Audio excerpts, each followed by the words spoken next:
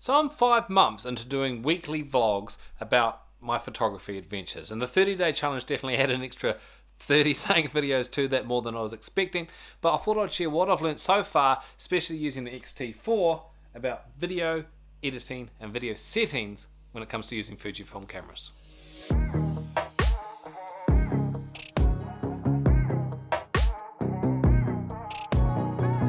So if you jump into the movie settings of your XT4, my favourite settings are the Full HD with a 16:9 ratio, 24p, because the lower your frame rate, the kind of more of that blur you get as things move around. The more blur makes things look a little bit more natural as you add movement. Video is movement, and I like to shoot it at 200 megabits per second. The higher the megabits, the more information you get in your video file, so you can shoot lower if your computer's not going to handle it, but I like the bigger files for the more information, the more editing control, higher quality you get in the end. Under the file formats, you'll see H.265, H.264, and an MPEG H.264. Essentially, H.265 is far newer and far better at compressing video files without dropping quality. There seem to be a couple of very minor cons to using the H.265, but they are far outweighed by the amount of pros. If you're unsure, shoot H.265. Under movie compression, there are two options, the All Intra and the Long GOP, and this took a little bit of research and it is quite minor really in the differences. Some major points of this. Both, as far as image quality goes, there is hardly any difference. The downside of the All Intra is it takes up far more space on your memory card, but seems to be a little bit easier for some computers to handle. The Long GOP takes up far less space for the exact same quality. But if you're shooting something that is moving, or something that say has a flash firing off, like say you're filming a wedding and there's a photographer shooting with a flash, because the Long GOP really only scans, I think, every 16th frame, and the ones in between are guessed and made up for, just looking for, say, differences. And if that flash is fired on one of the key frames that is scanned, that flash brightness will really be emphasized across the other 15 frames. However, if you're just shooting, say, vlogging or landscape work, kind of like I do, the smaller file size for nearly no difference in quality at all is still absolutely phenomenal and taking up less space on your memory card. Full high-speed sync is how you get into the 120 and 240 frames per second. This is great for slow-mo if you need to do it, but the 120 and the 240 don't record sound, so don't forget to switch back if you don't need to use slow-mo. Different types of stabilizer and different video formats will use a little bit more of a crop compared to others. The fixed crop will always leave it at the maximum amount of crop, so it doesn't change as you change settings. However, I leave it off because if I'm changing settings, I'm probably changing shots, and I don't care about that little bit difference in crop. The final option I'm going to talk about in this menu is how you change from the film simulation recording to F-Log to the HLG recording. The main two I use are either the film simulation or now F-Log. So previously I didn't know too much about F-Log, but I've been doing a lot of playing and a lot of fiddling, and once you get your head around it, it's very quite simple and easy to use. So some facts about F-Log that you might not know. It requires a base ISO of 640. So if you're out on a bright sunny day and you can't send your shutter speed higher than say 1/48th of a second, and you're f22 already and your ISO is at 640, you may not be able to expose correctly unless you get an ND or a variable ND filter. If you want to shoot F-Log, a filter, an ND filter is required. F-Log is not RAW. It gives a far flatter, grayer looking file, kind of like RAW does, so I can see why people make that confusion, but it definitely does not have that same push and pull like a RAW photo does.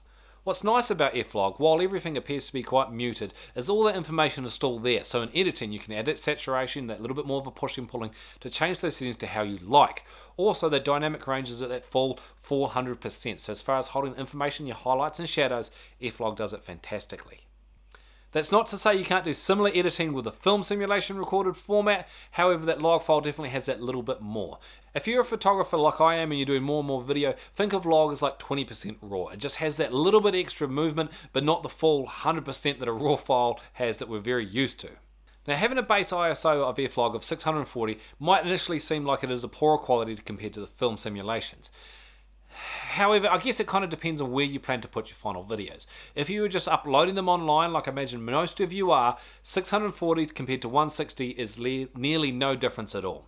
The XT4 handles 640 ISO phenomenally, plus as you upload to, say, YouTube, its compression reduces some of that noise even more so. So as you learn more about color grading, you can definitely get your original log footage and do your own tweaking to it until you get it to a result that you are happy with. However, a fantastic starting point is just to download a LUT. A LUT that converts your log footage into a 709 standard color space. So when you hear of Rec 709 or BT 709, Think of this in a photographic sense as the sRGB of video. It is the industry standard color space that everyone likes to work with and like use as their benchmark. So if you download from your camera supplier's website the log to 709 LUT, this is a great way to get your log footage to a starting point. Then from there you can tweak your highlights, your shadows, your midtones, you can add tints, and you can add a little bit of sharpness, you can do that a little bit more of a massaging and tweaking to get it to a look that you would like rather than having to start from a ground zero. But I still think if you compare nicely edited, color graded log footage to a ISO 160 straight out of camera film simulation with the correct settings, I think the film simulation looks better. So I thought that maybe because I'm relatively new to color grading, I might not know how to get that final result to get it as good as that film simulation. So I gave the XT4 to a friend of mine and got him to do some log footage versus some film simulations and to show me the final results to see what I thought would be better from someone that knows what they're doing compared to film sims. And to be honest, if you really know what you're doing, the better you can get some pretty amazing results out of log. But it's like 90% compared to 100%, where I think the film simulation, if you get it perfect in camera, is fantastic. Speaking of getting it perfect in camera, when you're filming log, especially because that screen goes so grey as you're filming, you really need to make sure you nail your exposure correctly. Doing things like turning on your zebra pattern so you know when you're overexposing the area, and really trusting your histogram not to blow out your highlights or shadows, I think is quite key. Not just trusting your exposure meter, but using the tools around you to get the most information possible when you're filming, so when it comes to editing, it's easy to crush the highlights and shadows, but to bring them back is still harder. Try and get your histogram to have quite a lot of content in the middle without blowing out your highlights and your shadows.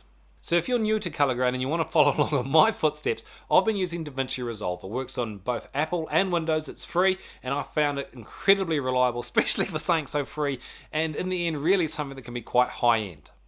So if you're a photographer and you've just started out in the color tab in DaVinci Resolve and you're wanting how to translate some of that raw editing knowledge into the color grading knowledge, these are some of the tips I've picked up so far.